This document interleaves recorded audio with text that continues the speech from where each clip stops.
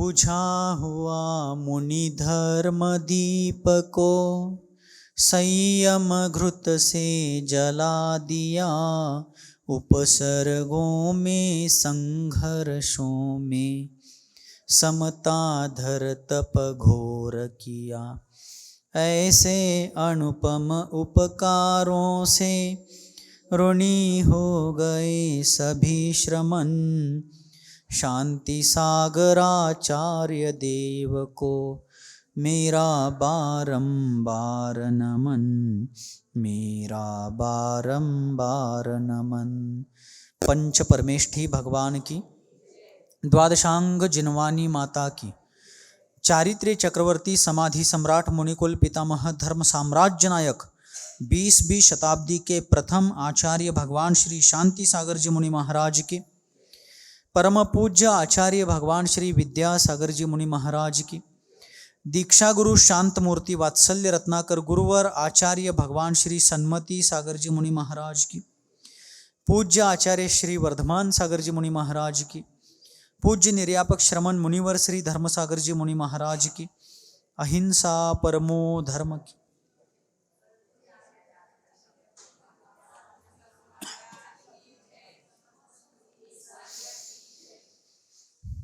सूर्योदय हुआ है तो सूर्यास्त भी निश्चित रूप से होगा। फूल खिला है तो वह फूल अवश्यमेव मुरझाने वाला है। उसी प्रकार जिसका जन्म हुआ है, जन्म के साथ मरण की रेखा या मरण का विधि लेख लिख करके वह जीव पर्याय को धारण करता है। फिर वह कोई भी व्यक्ति हो, मनुष्य लोक का कोई महापुरुष हो, स्वर्ग का कोई इंद्र हो, नरकों में सड़ने वाला कोई नारकी हो, या तिर्यंच गति का कोई पशु पक्षी या एकेंद्रिय आदि कोई जीव हो, जिसका पर्याय रूप से जन्म हुआ है संसार दशा में, उसका मरण निश्चित है। इसलिए संस्कृत नीतिकारों ने एक जगह पर कहा, जातस्य मरणम ध्रुवो। जात, जात अर्थात उत्पन्न हो चुका। संस्कृत व्याकरण में धातु कोश में एक जा धातु है, जा, जा जायते अर्थात उत्पन्न होना। जा धातु को त प्रत्यय लगाने पर वो भूतकालीन हो गया। जात अर्थात उत्पन्न हो चुका, जो उत्पन्न हो चुका है, जिसका जन्म हो चुका है पर्याय रूप से, पर्यायार्थिक नय की अपेक्षा से। ऐसे जातस्य अर्थात उत्पन्न हो चुके व्यक्ति की, जीव की मृत्यु निश्चित है। जातस्य मरणम ध्रुवो, उसका मरण निश्चित है। इसी प्रकार चारित्र्य चक्रवर्ती आचार्य शांति सागर जी महाराज संपूर्ण विश्व के अध्यात्म प्रेमियों को, मुमुक्षुओं को, मोक्ष प्राप्ति के इच्छुक जीवों के लिए आचार्य शांति सागर जी महाराज अपने प्राणों से बढ़कर प्रिय थे। लेकिन जहां पर संयोग हुआ है वहां वियोग निश्चित है। हमारे आचार्य महाराज, हमारे जीवन के भाग्य विधाता आचार्य देव सन्मति सागर जी महाराज हमेशा कहते थे कि वियोग होने के बाद संयोग होगा ही, ऐसा कोई नियम नहीं है। लेकिन संयोग होने पर वियोग नियम से होगा ही। महाराज समडोली में आए हैं तो समडोली से जाएंगे अवश्य, जाने के बाद समडोली आएंगे क्या नहीं इसकी कोई गारंटी नहीं है। लेकिन समडोली आए हैं, जाएंगे जरूर। आज जाए, कल जाए, इस साल जाए, अगले साल जाए, या मरने के बाद जाए, लेकिन जो आया है जाना निश्चित है। गया हुआ वापस आएगा ये जरूरी नहीं है, लेकिन आया हुआ जरूर आगे बढ़ेगा यह निश्चित है। आचार्य शांति सागर जी महाराज, कुंद कुंदादि महान पूर्वाचार्य, साक्षात भगवान महावीर स्वामी आदि सभी तीर्थंकर विश्व के सभी आत्महित इच्छुक जीवों के लिए बहुत प्रिय थे। किंतु उनका विश्व के प्रिय होने के बाद भी यहाँ रुकना शाश्वत रूप से नहीं हुआ। क्यों नहीं हुआ? तो आचार्य कहते हैं, उत्पाद व्यय द्रव्य युक्तम सत। जो सत है अर्थात अस्तित्ववान पदार्थ है, शाश्वत पदार्थ है, द्रव्य है, वह उत्पाद व्यय और द्रव्य से युक्त है। वह वस्तु द्रव्यात्मक रूप से, गुणात्मक रूप से अनादि अनंत है, सार्वकालिक है। किंतु उस द्रव्य के द्रव्य और गुणों की जो पर्याय उत्पन्न होती है वे पर्याय उत्पन्न होंगी और नष्ट होंगी, उत्पन्न होंगी और नष्ट होंगी, क्योंकि पर्याय विनाशशील है। तो यह जो हमारी मनुष्य पर्याय है, देव पर्याय है, नरक पर्याय है, तिर्यंच पर्याय है, यह सभी चारों गति रूप पर्याय संसार पर्याय के उत्तर भेद हैं। मूल पर्यायों के भेद कितने? 2। वैसे अनेक अनेक अलग अलग अपेक्षा से अलग अलग भेद है। यहाँ जिस अपेक्षा से अपन देख रहे हैं तो जीव की पर्याय दो प्रकार की है, संसार पर्याय और मुक्त पर्याय। तो संसार पर्याय में ही मनुष्य, देव, नरक और तिर्यंच ऐसे 4 भेद हैं। और जब यह जीव रत्नत्रय के घोर साधना पूर्वक, महान तपस्या पूर्वक अष्टकर्मों को नष्ट करता है तो संसार पर्याय का व्यय होता है, सिद्ध पर्याय अर्थात मुक्त पर्याय का उत्पाद होता है। और संसार पर्याय का व्यय करके मुक्त पर्याय का उत्पाद कराने वाला जीव द्रव्य उसमें द्रव्य रूप से रहता है। द्रव्य का कभी विनाश नहीं होता है, द्रव्य हमेशा था, है, रहेगा, लेकिन पर्याय कभी शाश्वत ना थी, ना है, ना रहेगी। उसमें भी अनेकांतवाद है, वो सूक्ष्म बातें फिर अपन आगे कभी उसके बारे में विचार करेंगे। तो आचार्य महाराज ने अपने जर्जर क्षीण हो चुके शरीर की नश्वरता के बारे में विचार करके, जिस तपोपूत शरीर के द्वारा जिन्होंने शरीर को अन्न का कीड़ा कहा है नीतिकारों ने, ऐसे उस शरीर को अन्न का कीड़ा होते हुए भी अन्न कम और तपस्या ज्यादा करवाई उस शरीर से। ऐसे आचार्य महाराज ने शरीर क्षीण होता जा रहा है और आँखों की ज्योति, नेत्र ज्योति कमजोर होती जा रही है। कांच बिंदु के कारण आंखें देखने में, प्राणियों को देख करके चलने वगैरह की क्रिया में साथ देने में आंखें इतनी सक्षम नहीं रही है। यह सोच करके वे सल्लेखना के सम्मुख हो चुके थे। क्योंकि संयम 2 प्रकार का है। संयम कौन से 2? इंद्रिय संयम और प्राणी संयम। 5 इंद्रियों और मन को वशीभूत करना ही इंद्रिय संयम है।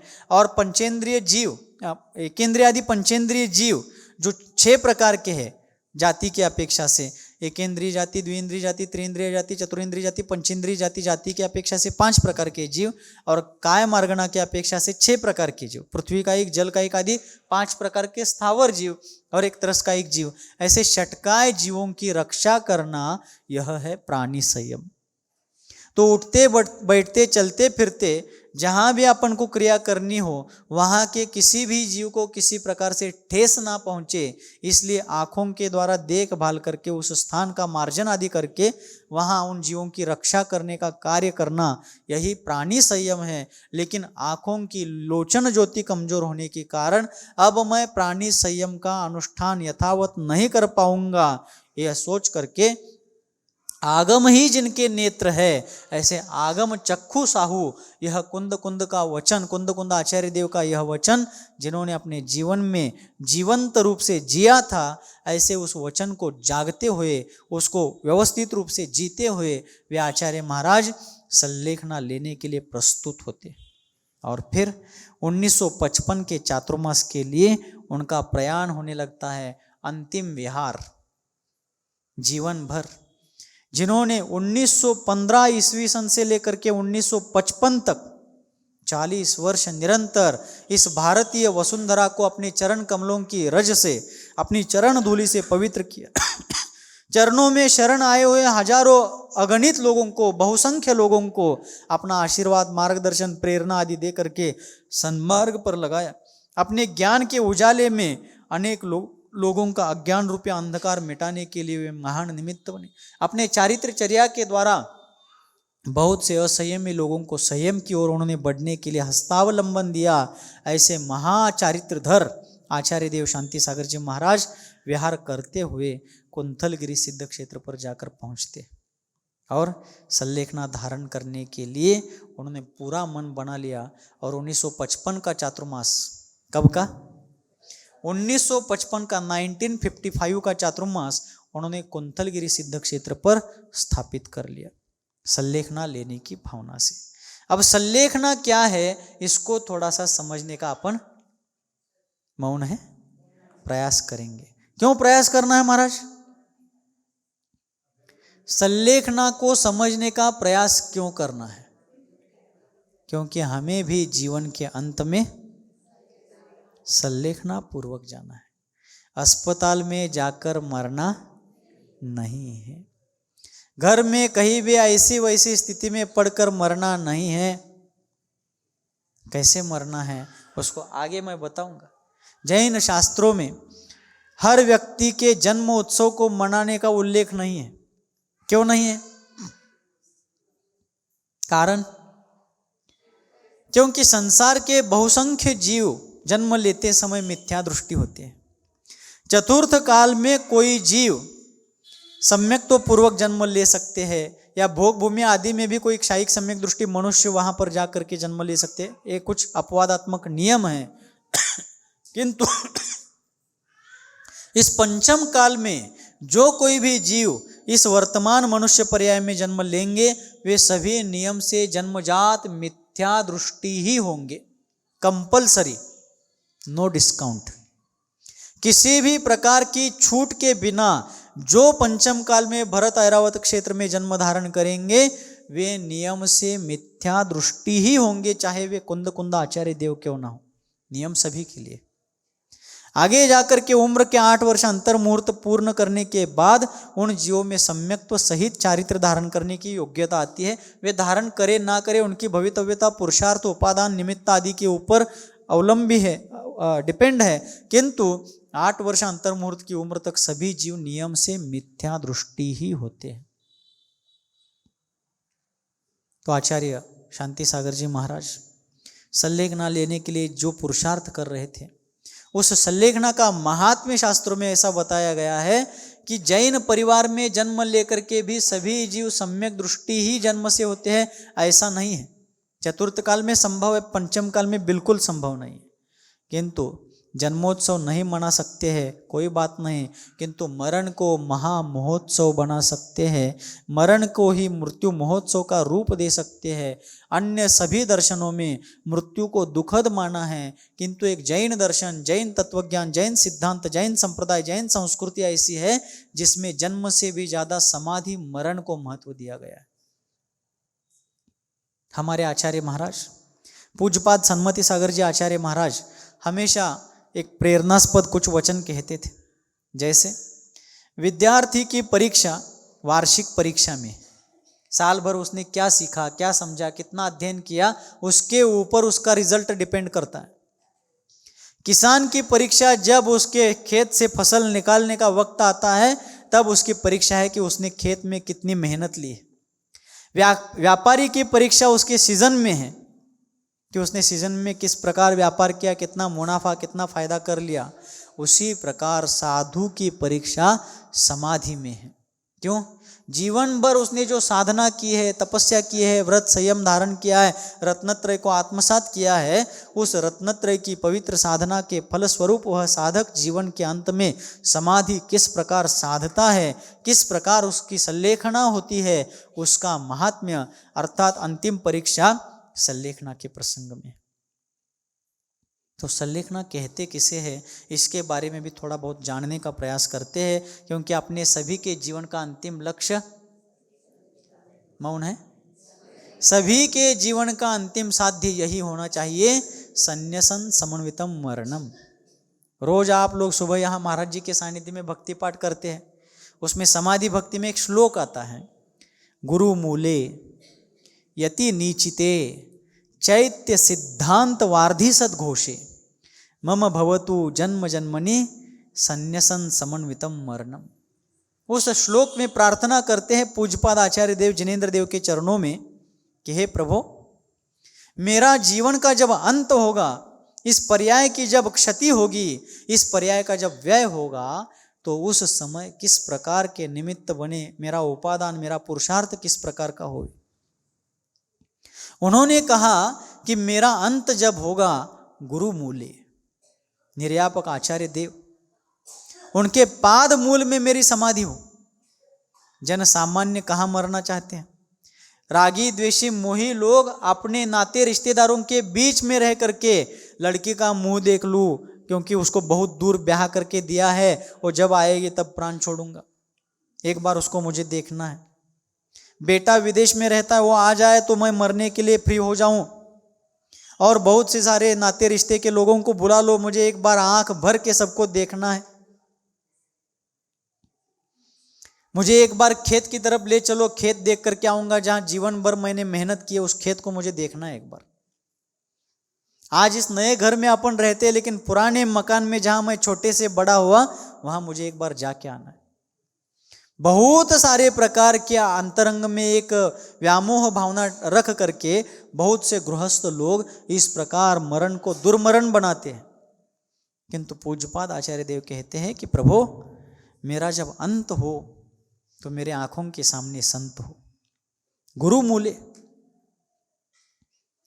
सल्लेखना के विषय में भगवती आराधना, मरण कंडिका आदि ग्रंथों में आचार्य भगवंतों ने, शिव कोटि आचार्य हो, अमित गति आचार्य देव हो, इन सभी महान आचार्यों ने वर्णन किया है कि एक मुनिराज की सल्लेखना में, आगे बताऊंगा और उसका विश्लेषण भी करूंगा, चलेगा ना? क्या कंटाला लाए?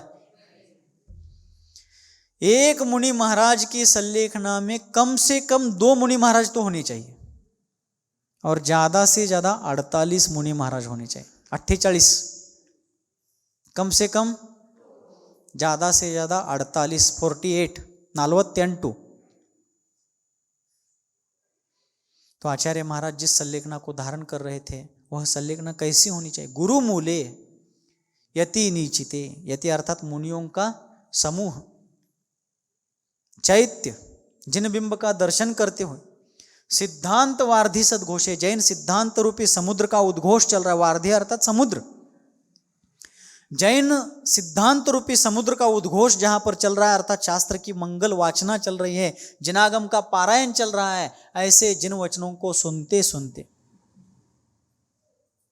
गुरु मूले यति नीचिते चैत्य सिद्धांत वार्धि सदघोषे मम भवतु, मेरा होवे, भवतु अर्थात होवे, क्या होवे? संन्यासन समन्वितम मरणम। संन्यासन अर्थात संन्यास सहित, समन्वित अर्थात सहित, संन्यासन समन्वितम, संन्यास समन्वित अर्थात संन्यास सहित, अर्थात निर्घ्रंथ दिगंबर अवस्था में अथवा आर्य का पद धारण करके पर्याय के अनुरूप सर्वोच्च अवस्था में रत्नत्रय की आराधना भावना करते हुए, शुभोपयोग शुद्धोपयोग का यथासंभव भूमिका अनुरूप अनुभव करते हुए मेरा क्या होवे? मम भवतु संन्यासन समन्वितम मरणम, संन्यास समन्वित समाधि मरण मेरा होवे। ऐसी प्रार्थना आचार्य महाराज कर रहे हैं, तो अपन भी करें। तो सल्लेखना किसे कहते हैं? सल्लेखना शब्द सतलेखना, इन 2 शब्दों को जोड़कर बना है। सत अर्थात शास्त्र के अनुरूप, शास्त्र के उपदेश के अनुसार, लेखना अर्थात कम करना। लेखना अर्थात क्या कम करना? काय और कषाय, काय और कषाय को कम करना, अर्थात कृश करते जाना। क्या करते जाना? कृश करते जाना, इसको कहते हैं सल्लेखना।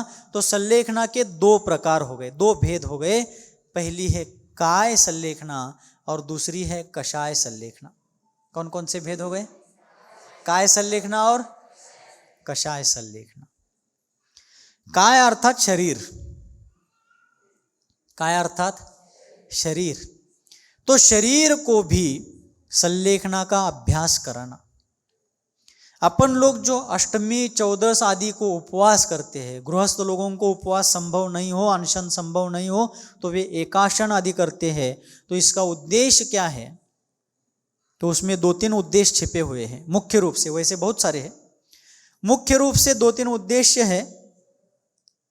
पहला उद्देश्य तपसा निर्जराच, तत्वार सूत्र में सूत्र आता है ना, तपसा, तप के द्वारा संवर और निर्जरा होती है, च आया ना उसमें, तपसा निर्जराच।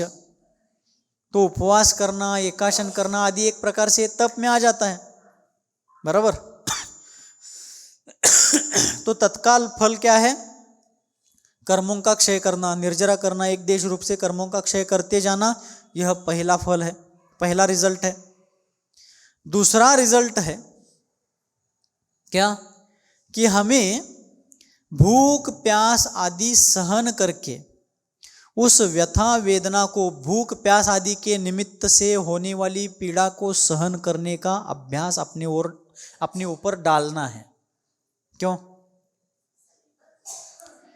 क्योंकि यदि अचानक भी संलेखना लेने का प्रसंग आ जाए,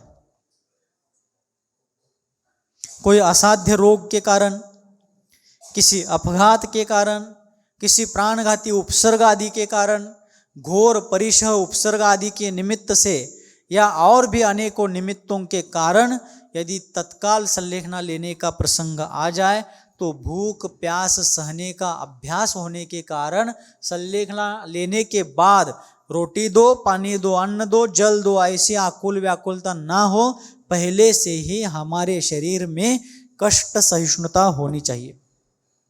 शरीर को क्लेश पहुंचाने के लिए उपवास आदि नहीं करते हैं, शरीर को कष्ट सहिष्णु बनाने के लिए सब साधना की जाती है। लेकिन पहला क्या मुख्य फल है, पहला क्या उद्देश्य है?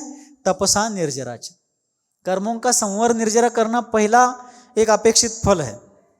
और दूसरा है शरीर को कष्ट सहिष्णु बना करके किसी भी उपसर्ग परिसह आदि के प्रसंग में या अकस्मात संलेखना आदि लेने का प्रसंग भी आ जाए तब भी हमारा मन अन्न पानी के अभाव में आकुल व्याकुल चित्त हो करके संलेखना के संयम के मार्ग से विचलित ना होवे, इसलिए हम अष्टमी, 14, दशलक्षण, षोडश कारण, अष्टानिका इत्यादि के अवसर पर अपनी शक्ति आदि के अनुसार उपवास, अनशन, ओनोदर इत्यादि क्रियाओं को, इत्यादि तपों को तपते हैं, करते हैं।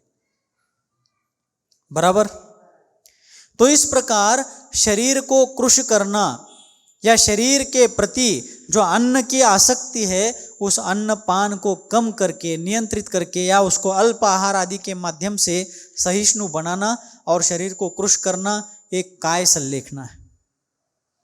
और दूसरे प्रकार की संलेखना है कषाय संलेखना। कौन सी संलेखना? कषाय संलेखना। सबसे महत्वपूर्ण संलेखना है कषाय संलेखना। काय संलेखना अपन कब करते हैं? शरीर को कृश करने का काम रोज रोज तो नहीं करते हैं, अवसर पा करके प्रसंगानुरूप करते हैं। लेकिन कषाय संलेखना हम जीवन में जब कभी भी कर सकते हैं, जब चाहो कर सकते हैं। कषायों को मंद करने का कार्य, अपने कषायों की जो तीव्रता है, उग्रता है, आकुल व्याकुलता है, जो आवेश हमें आता है या आवेग आता है, उन कषायों के वेग को कम करना, कषायों को मंद करते जाना। और कषायों को मंद करने के लिए कषायों को मंद नहीं करना है, वीतरागी बनने के लिए कषायों को मंद करना है। हमारा साध्य मंद कषाई बनना नहीं है, हमारा साध्य वीतरागी बनना है। लेकिन इस वर्तमान कली काल में यहाँ पर कोई भी 11वें गुणस्थान आदि के मुनियों की तरह पूर्ण वीतरागी नहीं बन सकते, किंतु मंद कषाई मौन है, क्योंकि 11वें गुणस्थान तक आज कोई यहां से नहीं जा सकते। क्यों नहीं जा सकते? पहले 3 सहनन, 6 में से पहले 3 सहनन जिन मुनियों के पास है, ऐसे मुनिराज ही 11वें गुणस्थान तक जा सकते। और 11वें गुणस्थान के ऊपर सिर्फ वज्र वृषभ नाराज सहननधारी मुनिराज ही शुक्ल ध्यान के द्वारा क्षपक श्रेणी पर आरूढ़ होकर के जा सकते हैं। एक इसमें से कोई भी चीज इस वर्तमान काल में संभव नहीं है।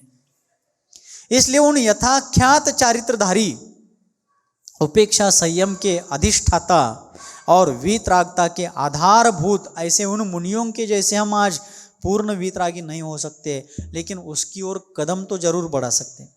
और वीतरागता की ओर कदम बढ़ाने का आसान उपाय है, पहला उपाय है कषायों को मंद करते जाना और कषायों को कृश करते जाना, मंद करते जाना। यही कषाय संलेखना है। क्या है? यही कषाय संलेखना है। हमारे आचार्य महाराज के दर्शन के लिए एक मुनि महाराज आए हुए थे। कोथली की बात है यहाँ पर।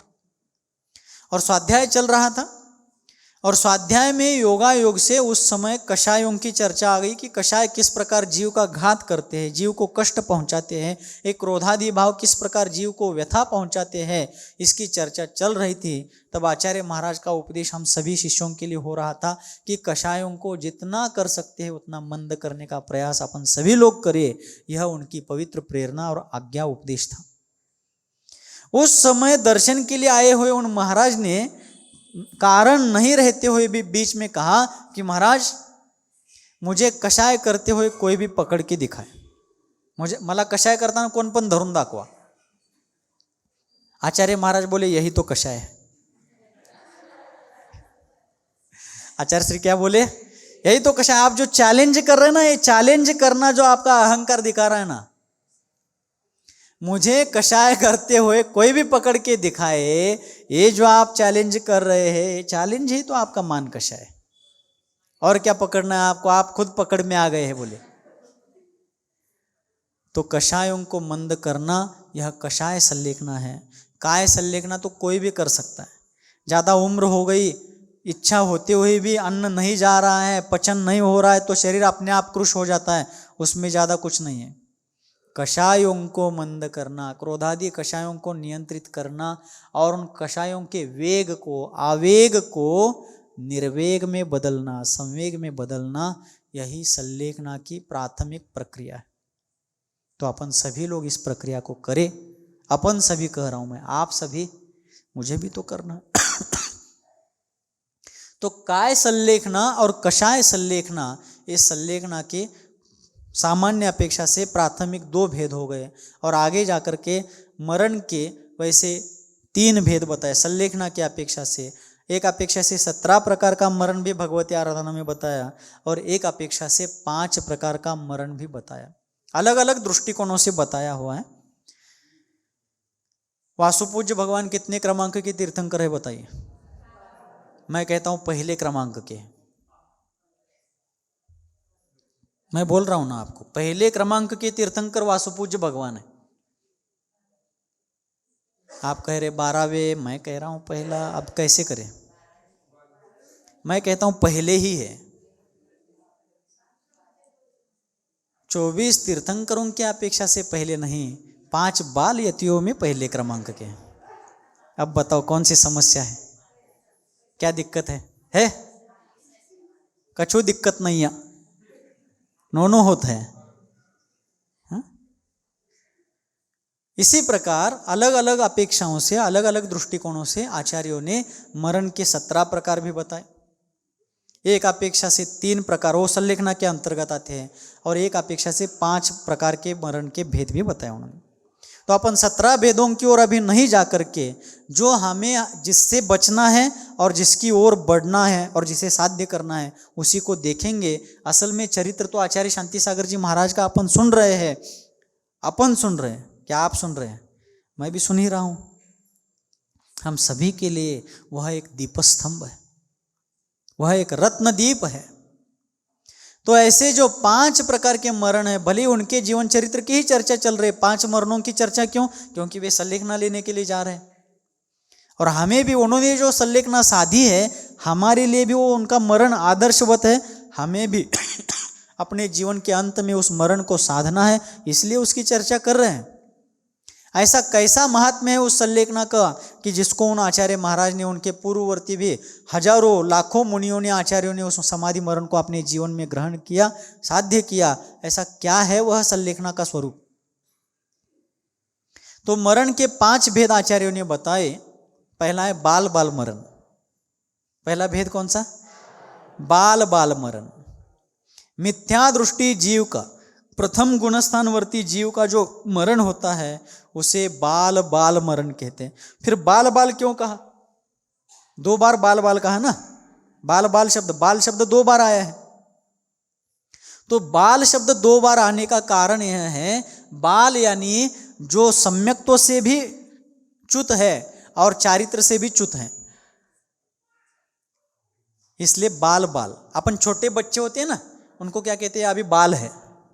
बाल है का मतलब क्या? ना समझ है, उसको कुछ समझ में नहीं आता है, क्योंकि अभी उसकी बुद्धि नहीं है, उतना विवेक नहीं है, उतनी परिपक्वता नहीं है, मैच्योरिटी नहीं है. इस अपेक्षा से अपन उन बच्चों को बाल कहते हैं. बराबर. तो जिस प्रकार वो बच्चे लोक व्यवहार हो, जीवन उन्नति के सूत्र हो, इन सभी चीज़ों से अनभिज्ञ होने के कारण, अपरिचित होने के कारण, अनुभव से उन चीज़ों के रहित होने के कारण अपन उनको बाल कहते हैं. उम्र की अपेक्षा से तो बाल है ही, और इन सभी विवेक के अभाव में भी वे बाल कहलाते हैं. इसी प्रकार जो जीव सम्यक्त्व की अपेक्षा से भी बाल है, अर्थात सम्यक्त्व से रहित है, और सम्यक चारित्र से भी रहित होने के कारण, सम्यक दर्शन और सम्यक चारित्र, इन दोनों से रहित होने के कारण उसको बाल बाल कहा है. फिर महाराज सम्यक ज्ञान, तो सम्यक दर्शन में ही सम्यक ज्ञान को समा करके कहा गया संक्षेप में, क्योंकि जहाँ सम्यक दर्शन होता है वहाँ सम्यक ज्ञान होता ही है, और जहाँ सम्यक ज्ञान नहीं होता है वहाँ सम्यक दर्शन होता नहीं है। बराबर। इसलिए जो जीव सम्यक्त्व की अपेक्षा से भी बाल है और चारित्र की अपेक्षा से भी बाल है, ऐसे मिथ्या दृष्टि जीव के मरण को बाल बाल मरण कहा। दूसरा भेद है बाल मरण। यहाँ एक ही बाल है, यहाँ एक ही बाल है, एक बाल कम हो गया। चतुर्थ गुणस्थानवर्ती अविरत सम्यक दृष्टि जीव का जो मरण है उसके मरण को बाल मरण कहते हैं। यहाँ एक ही बाल है, दूसरा बाल चला गया उसका, क्योंकि वो सम्यक दृष्टि है। मिथ्यात्व रूप बाल बना उसका मिट गया, इसलिए एक बाल लगाया नहीं वहां पर, लेकिन वह अभी चारित्र की अपेक्षा से बाल है, अर्थात चारित्र रहित है। चौथे गुणस्थान वाले जीव के पास सम्यक चारित्र का आंशिक रूप भी वहां पर नहीं है, इसलिए वो बाल है। ऐसे अविरत सम्यक दृष्टि जीव के मरण को, शुभ भाव पूर्वक होने वाले मरण को बाल मरण कहा। तीसरा मरण है बाल पंडित मरण। तीसरा कौन सा है? बाल पंडित मरण। पंचम गुणस्थानवर्ती, पांचवें देश विरत गुणस्थान वाले जीव का, फिर वो मनुष्य गति का हो या तिर्यंच गति का, क्योंकि देश संयम का पालन मनुष्य गति और तिर्यंच गति दोनों गतियों में होता है। तो पंचम गुणस्थानवर्ती देशव्रति, अनुव्रति, संयमा, संयमी कहिए, तीनों शब्दों का अर्थ समान है, अथवा विरता, विरत आदि और भी कुछ नाम है उसके। ऐसे पांचवें गुणस्थान वाले अनुव्रति, 12 व्रत हो अर्थात दूसरी प्रतिमा हो या 11वीं प्रतिमा तक यथा योग्य जो संयम उनके पास है, उस संयम पूर्वक सम्यक्त्व और देश चारित्र, इन दोनों के साथ उनका जो मरण होता है उनके मरण को बाल पंडित मरण कहते हैं। तो महाराज यहाँ पर बाल पंडित क्यों लगाया? कंटाला लग गया? कहानी बताऊं राजा रानी के? अभी तक तो पंडित शब्द नहीं था, बाल बाल मरण, बाल मरण। यहां तो पंडित शब्द नहीं था, अब तीसरे प्रकार में बाल पंडित आ गया। तो यहां इसका मतलब क्या है? तो वह जो पंचम गुणस्थानवर्ती देशव्रती जीव है वह सम्यक्त्व के अपेक्षा से भी प्रौढ़ है, पक्व है, परिपक्व है, मैच्योर है, लेकिन चारित्र के अपेक्षा से बाल पंडित क्यों है? आंशिक रूप से उसने चारित्र धारण किया है, उस अपेक्षा से पंडित है, किंतु पूरा असंयम अभी उसका मिटा, इसलिए उस अपेक्षा से वो अभी बाल है। संयमा संयम, उसका चारित्र कौन सा है? संयमा संयम। आंशिक संयम आ चुका है, त्रस हिंसा का संकल्प, त्रस जीवों की संकल्प हिंसा का त्याग किया हुआ है, और भी एकेंद्रिय आदि जीवों का यथा योग्य रूप से यथा संभव त्याग करने का पुरुषार्थ कर रहा है। इस अपेक्षा से उसका जो मरण, इस संयम पूर्वक जो मरण हो रहा है, उस अपेक्षा से तो पंडितपना है। पंडित मतलब मंदिरों में पूजा करने वाले, शास्त्र सुनाने वाले वो नहीं, किंतु अभी एकेंद्रिय आदि जीवों का यथा पूर्ण रूप से वो हिंसा का त्याग नहीं कर पाया है, इसीलिए अभी वो बाल है, बाल पंडित मरण। ऐसे अनुव्रती जीवों का, सम्यक दर्शन सहित अनुव्रतों का अधिष्ठान करने वाले जीवों का जो मरण होता है मनुष्य तिर्यंच गति के पंचम गुणस्थानवर्ती जीवों का, उनके मरण को बाल पंडित मरण कहते हैं। चौथा प्रकार है पंडित मरण। चौथा प्रकार पंडित मरण का है। छठे गुणस्थान से लेकर के 11वें गुणस्थान तक के मुनियों का जो रत्नत्रय पूर्वक संपूर्ण असंयमादिकों से रहित होकर के, मिथ्यात्रय का पूर्णतः अभाव होकर के रत्नत्रय रूप विशुद्धि के साथ जिनका समाधि मरण होता है, ऐसे निर्ग्रंथ दिगंबर मुनिराजों का छठे से 11वें गुणस्थान के बीच में जहाँ जहाँ मरण होना संभव है, उन सभी मुनियों के समाधि मरण को पंडित मरण कहते हैं। ये मुनिराज पंडित है। पंडित मतलब परिपक्व, परिपूर्ण, रत्नत्रय धर्म से जो परिपूर्ण है, अर्थात उस गुणस्थान के अनुरूप, वहां जितना शक्यानुष्ठान है उसके अनुरूप। वैसे तो रत्नत्रय की पूर्णता 14वें गुणस्थान में होती है।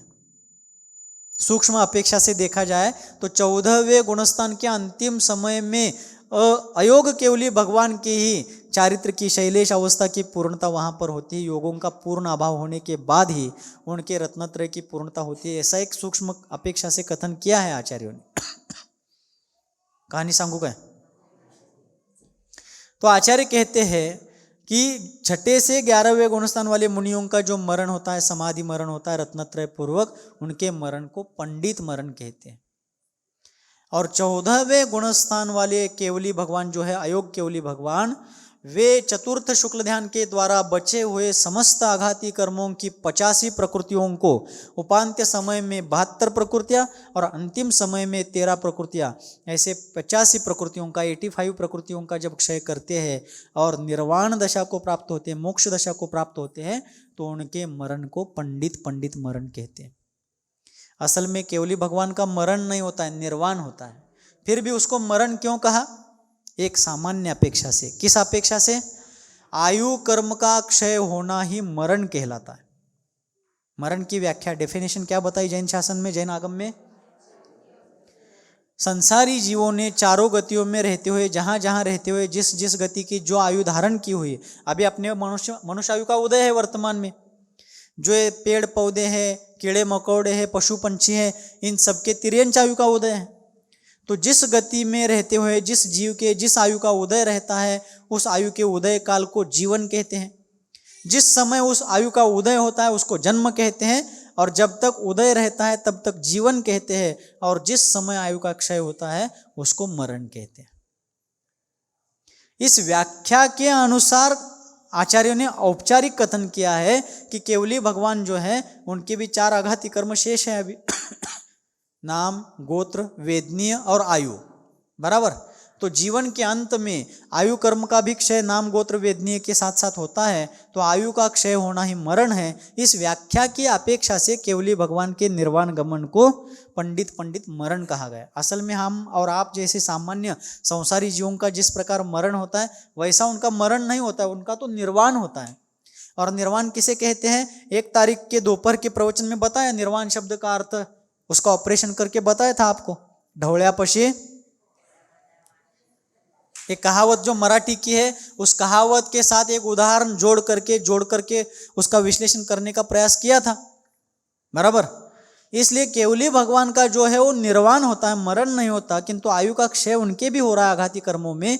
इसलिए उस व्याख्या के अनुसार उनके निर्वाण गमन की उस घटना को उपचार से पंडित मरण कहा गया। तो ये 5 प्रकार के मरणों का विश्लेषण भगवती आराधना और मरण कंडिका ग्रंथ में है। और जो चौथे प्रकार का मरण है पंडित मरण, उस पंडित मरण के 3 भेद हैं। पंडित मरण के कितने भेद? 3 भेद हैं। पहला है प्रायोपगमन मरण। पहला भेद कौन सा? प्रायोपगमन। दूसरा है इंगिनी मरण, और तीसरा है भक्त प्रत्याख्यान मरण। पहला भेद प्रायोपगमन, दूसरा इंगिनी और तीसरा भक्त प्रत्याख्यान मरण कहलाता है। अब इनका स्वरूप क्या है इसकी चर्चा अग्रिम सत्र में करते हैं। बोलिए गुरुवर आचार्य भगवान श्री शांति सागर जी मुनि महाराज की, गुरुवर आचार्य भगवान श्री सन्मति सागर जी मुनि महाराज की, अहिंसा परमो धर्म की, बोधि समाधि परिणाम शुद्धि, स्वात्मोपलब्धि शिव सौख्य सिद्धि, चिंतामणिं चिंतित वस्तुदाने त्वां वंदमानस्य ममास्तु देवी। नवजाप्य।